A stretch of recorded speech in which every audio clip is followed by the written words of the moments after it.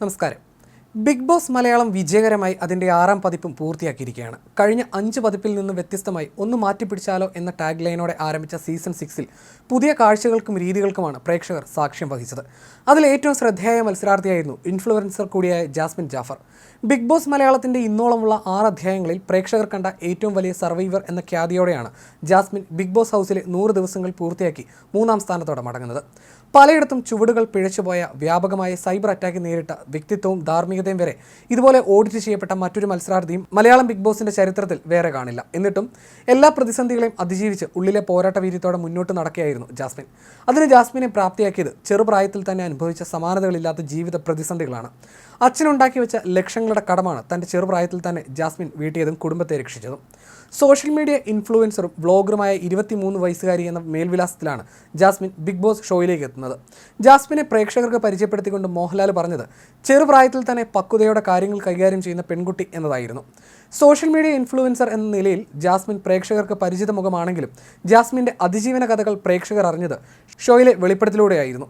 മദ്യപിക്കുന്നതിനേക്കാൾ ഏറ്റവും മോശമായ കാര്യമായിട്ട് എനിക്ക് തോന്നിയത് ചീട്ടുകളി എന്ന് പറഞ്ഞുകൊണ്ടായിരുന്നു തൻ്റെ അനുഭവങ്ങൾ ജാസ്മിൻ വിവരിച്ചു തുടങ്ങിയത്. അതിങ്ങനെയായിരുന്നു: അനിയൻ ജനിച്ച് 1 വർഷം വരെ കുടുംബ വീട്ടിലായിരുന്നു തങ്ങൾ താമസിച്ചിരുന്നത്.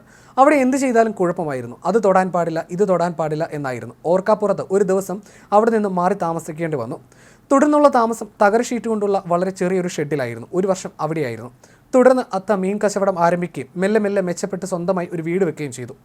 ഇടുങ്ങിയ ചിന്താഗതിയുള്ള ഗ്രാമമാണ് തങ്ങളുടേത്. ഫോട്ടോ എടുക്കുന്നതും ഒരുങ്ങി നടക്കുന്നതും ഒക്കെ കണ്ടാൽ ഇവൾ പോക്കാണെന്ന മട്ടിലായിരുന്നു സംസാരിക്കുക. ഒരു കമ്മലിട്ടതിന് വാപ്പയോട് കുറ്റം പറഞ്ഞിട്ടുണ്ടെന്നും അത് കേട്ട് വാപ്പ തന്നെ വഴക്ക് പറഞ്ഞിട്ടുണ്ടെന്നും ജാസ്മിൻ പങ്കുവെക്കുന്നുണ്ട്. തുടക്കത്തിൽ സാമ്പത്തിക പ്രശ്നങ്ങളൊന്നും ഉണ്ടായിരുന്നില്ല. ഇതിനിടയിലാണ് അത്ത ചീട്ടുകളി ആരംഭിക്കുന്നത്. ഭയങ്കരമായി ചീട്ട് കളിക്കും. അത് കളിച്ച് ഒരുപാട് ഉണ്ടാക്കിയിട്ടുമുണ്ട്. അതിൻ്റെ 10 ഇരട്ടി നശിപ്പിച്ചിട്ടുമുണ്ട്. പൈസ ഉണ്ടാക്കിയപ്പോഴും കളഞ്ഞപ്പോഴും വീണ്ടും തിരിച്ചു വരുമെന്ന വലിയ ആത്മവിശ്വാസമായിരുന്നു അത്തയ്ക്ക്. അതുകൊണ്ട് തന്നെ 19 വയസ്സൊക്കെ ആയപ്പോൾ തനിക്കുണ്ടായിരുന്ന സമ്പാദ്യം 50 ലക്ഷത്തോളം രൂപയുടെ കടമായിരുന്നു. തൻ്റെ 10ാം ക്ലാസ് വരെയൊക്കെ അത്തയുടെ പോക്കറ്റിൽ നിന്ന് 500 1000 എടുത്താലെന്നും അറിയില്ലായിരുന്നു. എന്നാൽ ഡിഗ്രി കാലത്തിലേക്ക് എത്തിയപ്പോൾ വലിയ കടമായി. വസ്തുക്കളൊക്കെ വിറ്റു. കടം കാരണം രാവിലെ കണ്ണു തുറക്കുന്നത് തന്നെ കടക്കാരുടെ വിളി കേട്ടിട്ടാണ്. എപ്പോഴും കടക്കാരായിരുന്നു. ആ സമയത്തൊക്കെ താൻ കുറേയേറെ പേടിച്ചിട്ടുണ്ടെന്നും ജാസ്മിൻ പറഞ്ഞിരുന്നു.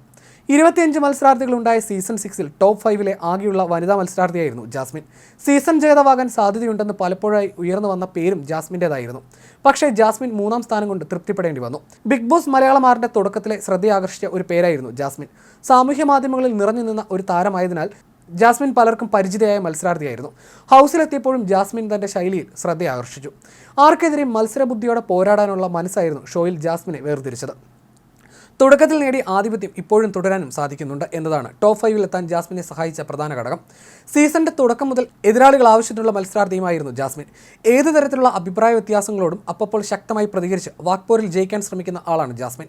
ബിഗ് ബോസ് ഷോയെ സംബന്ധിച്ച് അത് വലിയൊരു കാര്യവുമാണ്. അതിൽ ജാസ്മിൻ പൂർണ്ണമായി വിജയിക്കുകയും ചെയ്തു. 3ാം സ്ഥാനം സൂചിപ്പിക്കുന്നതും അതുതന്നെ. തനിക്കെതിരായ വിമർശനങ്ങളിൽ വീഴാത്ത ജാസ്മിന് സഹതാപത്തിന് പിന്തുണ ലഭിച്ചിട്ടുണ്ട്. ഷോയിൽ വളരെ സംഭവബഹുലമായ ഒരു ഗ്രാഫായിരുന്നു ജാസ്മിൻ്റേത്. ബിഗ് ബോസ് ഷോ എന്താണ് എന്നും എന്ത് കണ്ടന്റാണെന്ന് കൊടുക്കേണ്ടതെന്നുള്ള വ്യക്തമായ ധാരണ ജാസ്മിൻ ഉണ്ടായിരുന്നു എന്നത് വ്യക്തം. അതുകൊണ്ട് തന്നെയാണ് ആദ്യവാരത്തിൽ ജാസ്മിൻ നല്ലൊരു മത്സരാർത്ഥിയാണെന്ന് പേരെടുത്തത്. എന്നാൽ ഗബ്രിയുമായുള്ള കൂട്ടുകെട്ട് ജാസ്മിൻ എന്ന മത്സരാർത്ഥിയുടെ താളം തെറ്റിച്ചു. ഇരുവരുടെയും ബന്ധം വലിയ തോതിൽ ബിഗ് ബോസിന് പുറത്ത് ചർച്ച ചെയ്യപ്പെട്ടു. ജാസ്മിൻ്റെ വ്യക്തി ജീവിതത്തെയും കുടുംബജീവിതത്തെയും വല്ലാതെ ബാധിച്ചു. പിന്നാലെ വന്ന അച്ഛൻ്റെ ഫോൺ കോളും തുടർന്ന് നടന്ന സംഭവ വികാസങ്ങൾ ജാസ്മിനെ തളർത്തി. എന്നിരുന്നാലും സൗഹൃദത്തെ ഇവർ കൈവിട്ടില്ല. ഇതും വിമർശനങ്ങൾക്ക് വഴിവെച്ചു.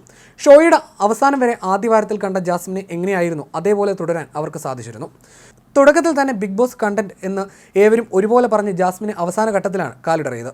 എങ്കിലും ഹൗസിനകത്തും പുറത്തും ഒരുപോലെ ചർച്ച ചെയ്യപ്പെട്ട മത്സരാർത്ഥിയായതിനാൽ തന്നെ ഷോ അവസാനിച്ച ശേഷം പ്രേക്ഷകർ കാത്തിരുന്നത് ജാസ്മിൻ്റെ പ്രതികരണത്തിനായിരുന്നു. ഇപ്പോഴത്തെ ബിഗ് ബോസ് ഹൗസിൽ നിന്നും ഇറങ്ങിയ ശേഷം ജാസ്മിൻ പറഞ്ഞ വാക്കുകളും ശ്രദ്ധ നേടി.